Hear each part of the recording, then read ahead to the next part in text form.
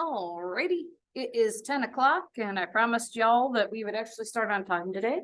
So we're gonna do that. So we have a group activity today. We'll see how that goes. We might have like two groups and that's fine. I figured with the tropical depression rolling in, we might be a little light on people. I didn't figure it'd be this light, but looks like we've got more folks signing on Zoom, so we'll be able to have some groups on there as well. What I want to do today is we'll talk a little bit more about some of the readings, in particular the many labs reading y'all did on perusal. And then we will do the group activity and go from there.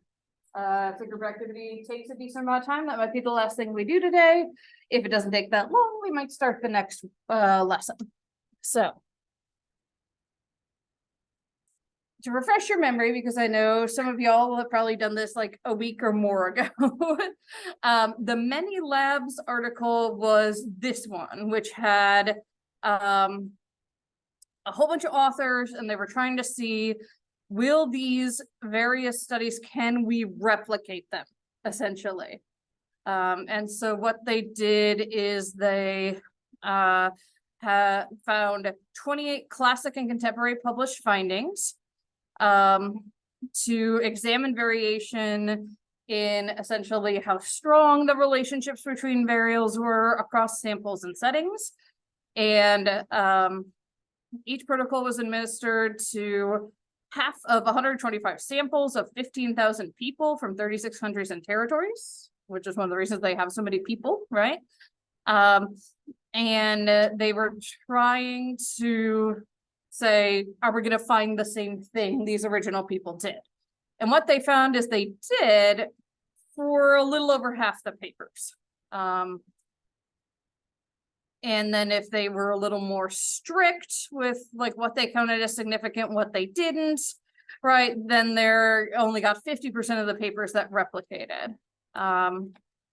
Sometimes they found larger effect sizes. Sometimes they found smaller ones. That's not surprising to me personally, and we can talk about why. Basically what they showed is there was a lot of variation. Heterogeneity is just a fancy word for variation in the replication effects. Basically they said there was little heterogeneity between Western educated industrialized rich and democratic cultures. We called those weird cultures, which I kind of love. And then less weird cultures, we see, maybe some more.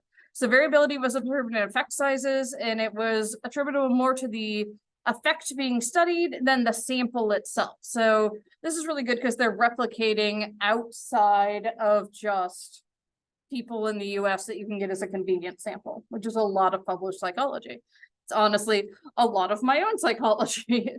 So when you all opened this up and you saw the giant list of authors, what were your first reactions? I love that. Jesus. Yeah. It's a lot of people, right? And the really interesting thing is this is becoming more popular. So actually, let me real quick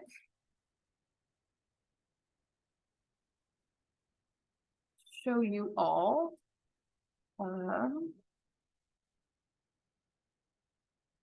Yeah, hang on just a sec.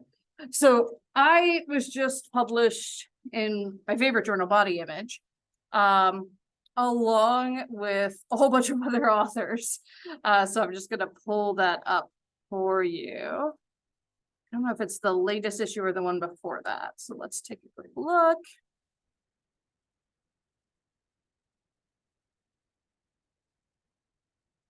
Yeah, it looks like it might be the one before that. But I should be able to just go back.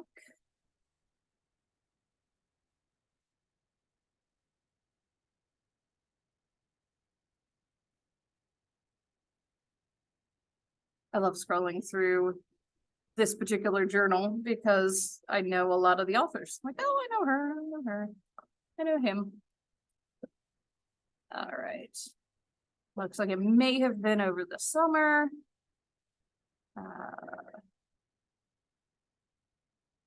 So let me go back one more, and if not, I'll abandon this. But I just want to show you our author list because it is also a little absurd.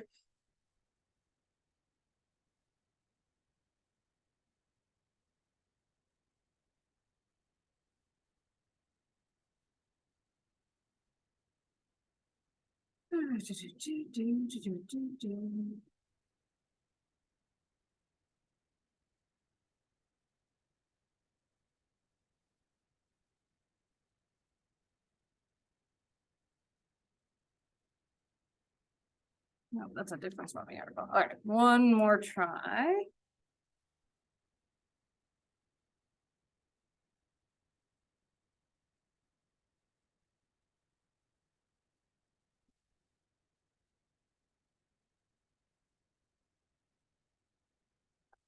I know he's been posting about it on his page here.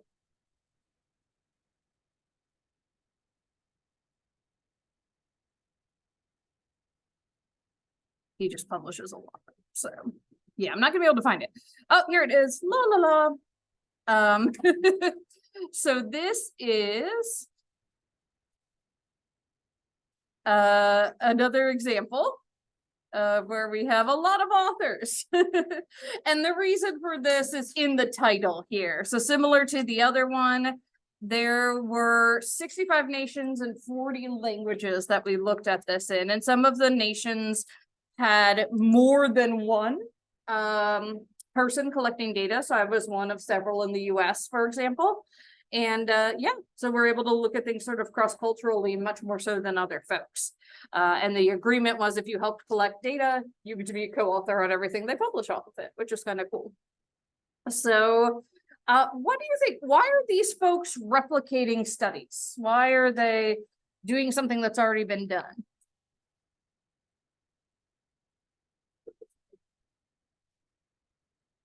Sorry, say that a little louder.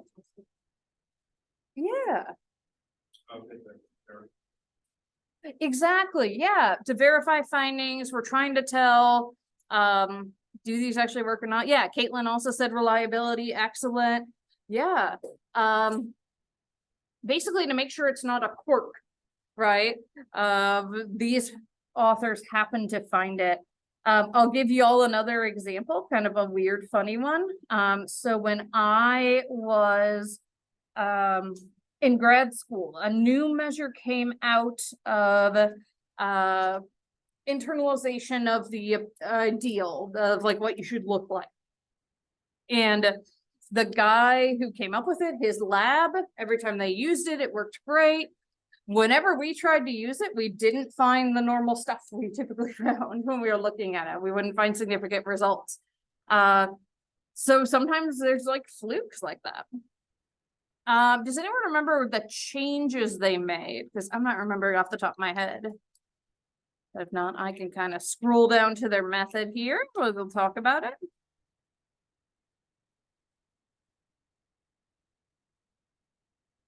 So again, they have more participants for sure. And for more varied places. They collected the data in person for most of the samples, but some were web-based.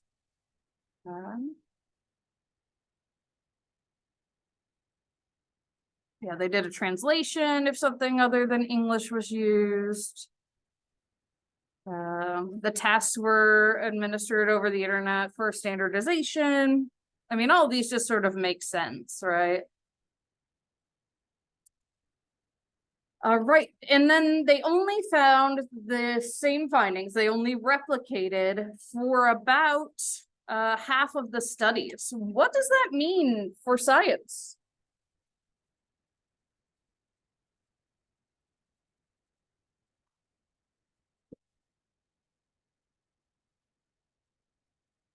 Yeah.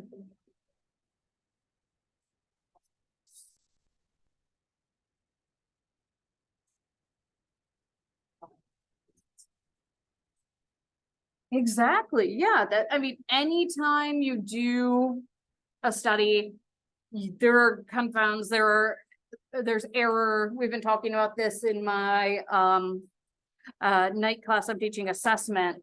And there's so much measurement error that goes into anything you do, right? That sometimes that means you accidentally find something when you didn't.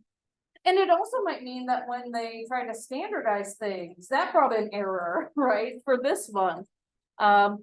So yes, that is exactly what it means that something's not replicated, is we're just finding different variability. But what people who are critical of science and in general and psychology in particular have tried to argue is that this means essentially psychology isn't a good science, you can't replicate it, blah blah blah. And clearly you know, that's not what it means, right? But people will try to say that. Alrighty, so I do have this group activity. Rather than print it out, I have this one up on Google. So what you'll find when you click into it, and if you have the file open, you can just click. If you don't, you can use this tiny URL to just get it to open. And it is a series of mock IRBs. And then I'm going to have each group pick one. We'll make 2 groups on Zoom. And then I guess 3 groups in person. So I'll come around and kind of divvy all up in a sec here. And what you all are going to do is, and I'll click in now, and then I'll go back in case people need the link. But what you all are going to do is read over your group's mock IRB. And then, so let's say you're group 2. Okay. I edited this last night. What happened?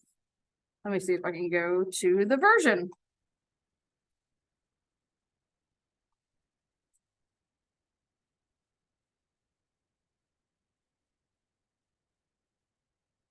That's bizarre. Okay. Well, I'll go through and clear it out again real quick. I did take a good 5 minutes to do this last night, but basically you're going to go through and you are going to just answer each of these. It's just like not even, I think I need to close the version history. And you are going to answer the questions. I even fixed this last night. Like technology has not been my friend lately, y'all. It's been a little stymieing. Okay, so I'm gonna go ahead and just clear this out while we're chatting. So you're gonna have a mock IRB, really just a paragraph describing it rather than a full IRB, because full IRBs are giant. And so I wanted to, you know, do something y'all could do within our hour.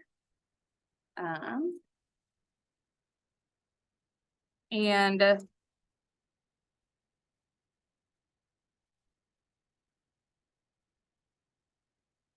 you are going to just read through it and say what problems you see with it. And then you'll also say whether or not y'all would approve it, and then answer some questions about IRBs in general.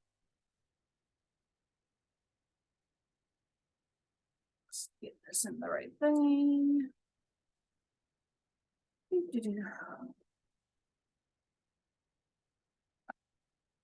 Hopefully it will stick this time.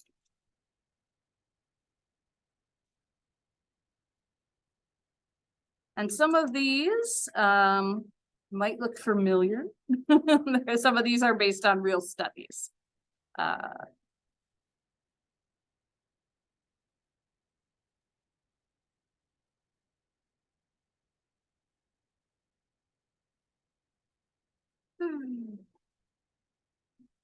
All right, so as I'm finishing this up, let me start assigning groups. So people on Zoom, I'll go ahead and put you in 2 breakout rooms in a minute, and y'all will be groups 1 and 2, determined by the number of your breakout rooms. So make sure you pay attention to what number it gives you when you go in.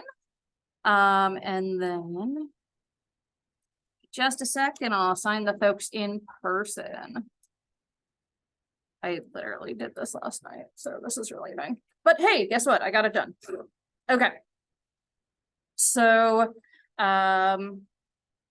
let's have sort of the three folks across the front be group 3. And then we'll have, divide between Tiana and Olivia, and you 3 can be group 4, and you 3 can be group 5. So group 3, group 4, group 5, and then I'll go stick group 1 and group 2 in your breakout room, so you can chat with each other.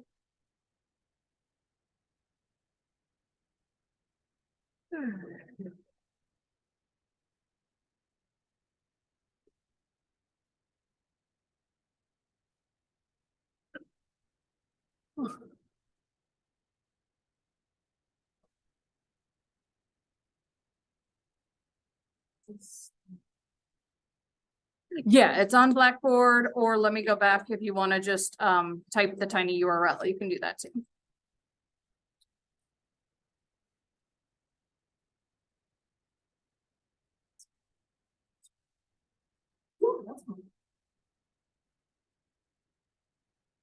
And I know when things are on Google Drive, the gut instinct is to just like, oh, I'll take this question, I'll take this question, but I really do want you all to talk to each other. So make sure that you do that.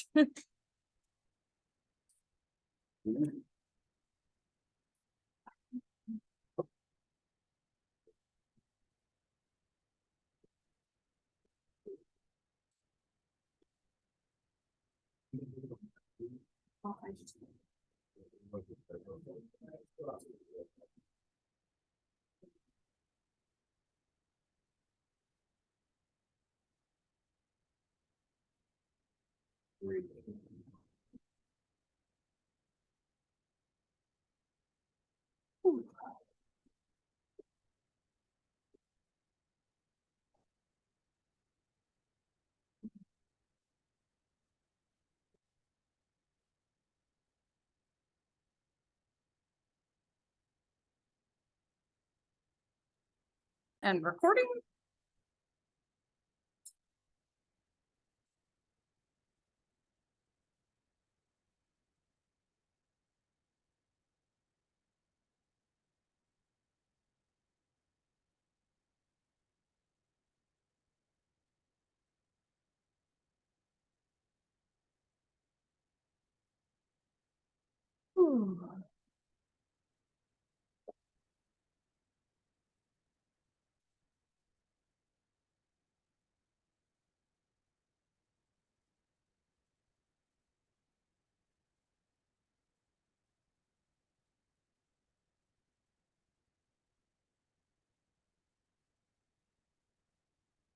Alrighty, welcome back, everybody. If you're still working, what we're gonna do is we are going to go backwards because the folks in person are pretty much done, or almost done.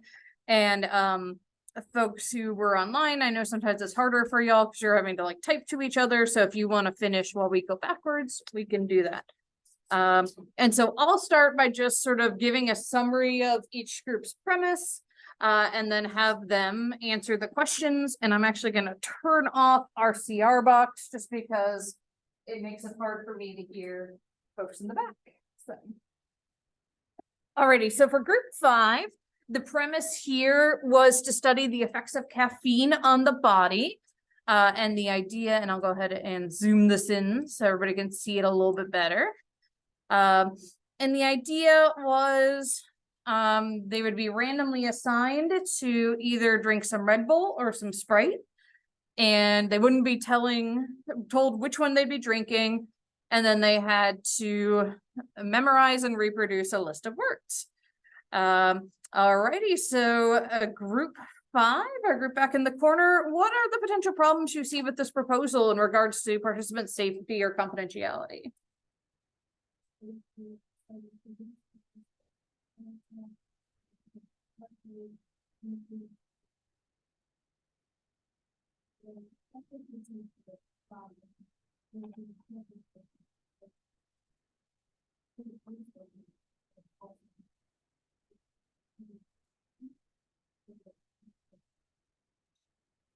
Yes, so that's a good question. Student researchers can collect data. They just have to abide by all the same policies as a faculty member, right? Ensuring that they won't reveal people's personal information, right? But they are face to face, so that could be an issue. And yeah, because it depends. Like if we were just collecting personal like health information, like if the student was taking blood pressures or things like that, then HIPAA would come into play. It might fall more under FERPA, which is the law that regulates education. But yeah. Oh, and just like small thing, HIPAA's with 2 A's. Everybody gets it wrong, so no worries. All right. Would you all approve this proposal as members of the IRB, and why or why not?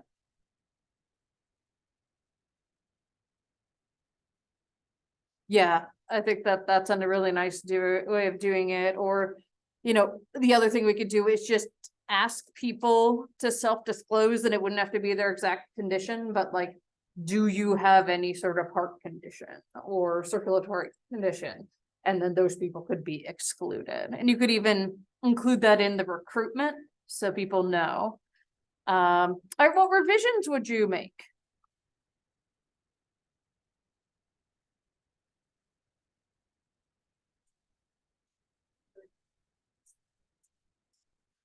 Right. So they would know the taste of it, so that not the standard powder. So they don't have no idea which to choose. That's really smart. I love that suggestion. Yeah, because you're right. Like the vast majority of college age students will have consumed at least Sprite, if not also Red Bull, right? Yeah. How could they study the same topic in a different way?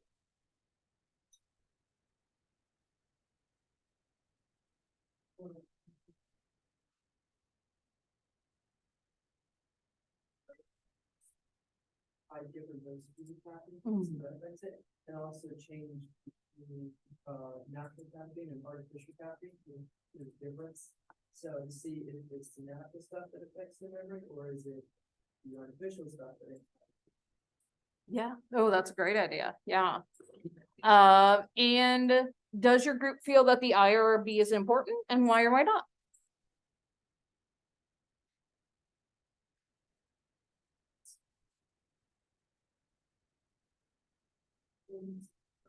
True. People, but it also helps expand like the sense of people.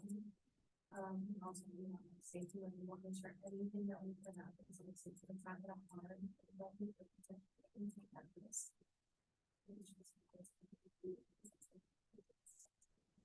Exactly. Yeah, that's spot on. That's the whole purpose of the IRB, is to protect the participants, right? To make sure. And there's a animal version that places that do a lot of animal research has. It's like an IAPOC. I'm not going to remember what it stands for. But does the same thing for the animals. Make sure that the animals aren't being unduly harmed. So yeah, exactly. Great. This is actually, it's been a while, but this was an actual Psych 480 project done by one of our seniors. And it's the only time since I've been here that the IRB thought about doing a full board review. Typically we do what's called an expedited review, where you only have one reviewer look it over. But what they had her do was just put protocols in place in case anyone did have any of the issues that you're talking about. She had like medical contacts she could immediately get. So yeah, and she did actually find there were differences, that people who took Red Bull had a harder time remembering things. So, interesting. Alrighty, group 4 over here. So you all basically had the Stanford prison study, right? So were you, yeah, yours makes sense for too. So what potential problems did you see here? They weren't at that role. They're probably just trying to get this thing up tight. And then being a thing for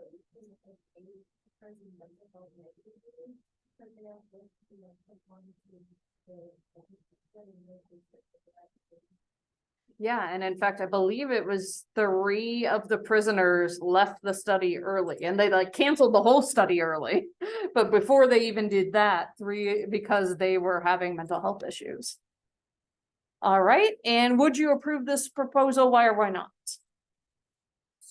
Included just because of ethical concerns with the assignment of the participants and their roles in the experiment could lead to like safety issues on both sides, and also negatively impact the study.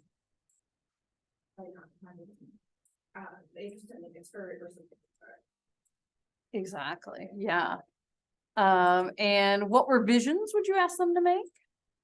We would ask them to provide this. About each part of this, so that it's Right. Bare minimum, right? And Zimbardo, the guy who did the prison experiment, did provide training to the guards, but not to the prisoners. And one of the problems was he made himself the prison superintendent. And so there was no one who wasn't involved in the study overseeing it. And that's a big ethical no-no. That's a dual role. You don't do that. How could they have studied the same topic in a different way? So it's like macros observation, students that are already in the prison system, with the first important concern, all participants, as a starting point to, evaluate the dynamics, because they're in the environment and, it could lead to more, I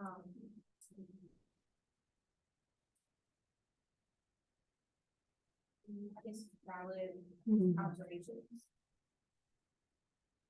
Yeah, and I'm just looking, I think group 5 is gonna kind of steal everybody's thunder. So everyone's gonna kind of say the same thing for the last question, that it's about participant safety. Yeah. And in fact, you know, again, the people in this experiment were, they admitted playing caricatures of prison guards or prisoners, right? So you weren't gonna get something accurate. Alrighty, group 3 up front here. This was a study where they had 8 sane people go to mental health hospitals and say they were hearing voices saying empty, hollow, and thud. And then they got admitted and then they stopped acting crazy. And then they were trying to see like how long will it take for someone to realize they're not actually crazy. Righty, so group 3, what potential problems did you see here? So we can kind of see what we have, but so it's dangerous to subject people to unnecessary psychiatric treatment, especially with things like schizophrenia, because that often involves antipsychotics, which if you don't need, like they already cause a lot of problems and side effects for people who need them, but if you don't need them, it's not good. There's not a way for them to really lead the study. You can't just go on Twitter and be like, hey, I'm kidding. Right, Yeah. exactly. And then it limits space in psychiatric That's true. hospitals for people who actually need it. And then there could also be potential confidentiality issues. When like they look back at the records. Yeah, and not only for the people who are participants, but for the other patients, Yeah. right? Now you have someone who's not a patient who's in there. Would y'all approve this? Understandably, right? And I do have to say, I was gonna do a big reveal at the end, but this is real and I'll kind of tell you a little. Yeah, this is the Rosenhan study. Yeah, he actually titled this on being sane in insane places. And for both Rosenhan and Zimbardo, when they did these studies, IRB wasn't a thing. And IRB is a thing because of studies like that, right? Yeah, Rosenhan actually, there was one person he had to go get out because they just weren't releasing them. And it was really interesting because the participants, like all the other patients figured it out. They're like, you're not crazy. And they were like taking notes and the nurses would be like, taking notes. That's a sign they're crazy. They're paranoid. And the other patients would be like, you're checking up on the hospital, aren't you? You're like inside. And so like the crazy people figured it out, but the medical professionals saw everything through a lens of you got admitted with symptoms of schizophrenia, therefore you're schizophrenic, right? So it's sort of a little bit telling, right, of how we look at people with mental health issues. What revisions would you ask for? Oh, wait for it. Yeah, exactly. Some sort of fail safe. So like, I think the one guy was there like 8 weeks and Rosada had to be like, I gotta get this guy out. And some of them were like his grad students. I can't even imagine. And then how could they study it in a different way?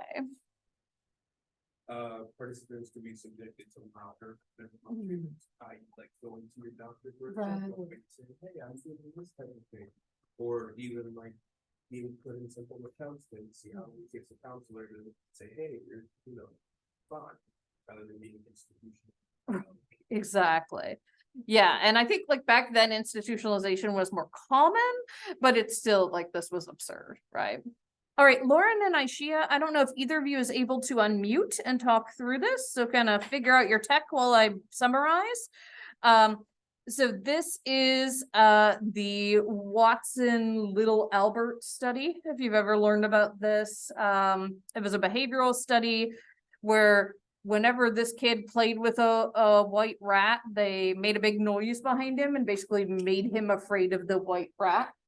And then people later were like, well, we should follow up and see whatever happened to little Albert. And he died very sadly, not because of this experiment. He had a genetic condition called hydrocephalus and he died when he was about 5. So, but yeah, Laura and Aishia, are either of you able to unmute? If not, I can read your answers. Yeah, I can unmute. Awesome, cool. All right, so what problems did y'all see? Basically, like the child had unnecessary emotional damage because he got scared of the rat, and I feel like they just shouldn't have done that. Agreed. And so would y'all have approved this? No. Yeah. And what revisions would you ask for them to do? I feel like I wouldn't have put such a young child in like a setting with an animal, and I know it said like a monkey too, and I know monkeys can be like really harmful. Like I saw one time like a monkey like ripped this lady's face off, and Nope. I was like, a child just shouldn't be around animals like that without a professional. Exactly. Yeah. And like there's video of this, and even the dog, like you can tell the dog doesn't want to be there. And that's always a recipe for not good things happening, right? Yeah, and I really liked the way you said you could study this in a different way, see if you could do it in an animal, right? Or use an older kid. Yeah, excellent job. Thanks for doing that over Zoom. All right, and then group 1, y'all had one of the most fun ones.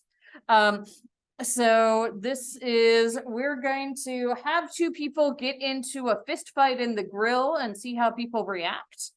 And so I don't know if any or all of you can unmute, but what potential problems do you see with this proposal?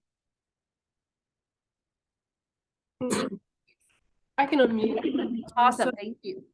no problem. The problems we saw is that it could potentially harm the validity of the findings because they said they were having the observers like just sit in that like the grill area, and we thought that could like cause like a bias and like potentially skew the results because it depends on like the number of people who were observing, and then people could like look at them and see them not reacting and just feed off that too. And we also said it wasn't a controlled environment, so it could be difficult to reproduce the results because a different number of people could like walk through the grill at any point.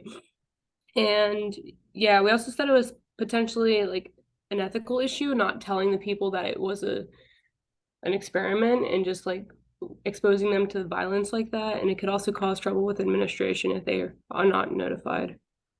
Yeah, I could see security walking through and this just going south really quickly, right? Yeah. All right, so would y'all approve it? We said no because of all the reasons. Yep. How would you have them change the proposal?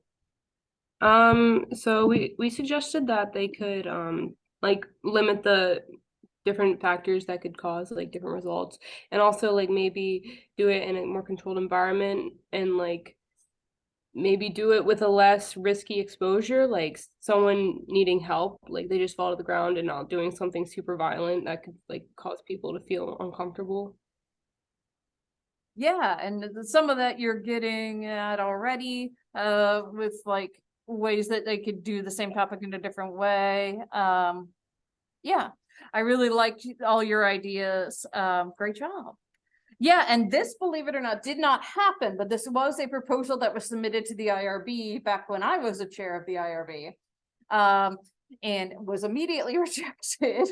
And in fact, it was for a class, and I reached out to their professor and I was like, what's going on? And the professor told me they didn't show this to me before they turned it in. There's no way I would have approved it either, right? So yeah, no, this did not happen. We did not allow this to happen, but someone did propose this as a study on our campus. So, people get ideas. They're not always good ideas. That's okay. So real quick, we have about 2 minutes left. I just wanted to show you sort of some of the guidelines for IRBs. It is federally regulated. And so you've got to have at least 5 members. They've got to be of different sexes, more than one profession.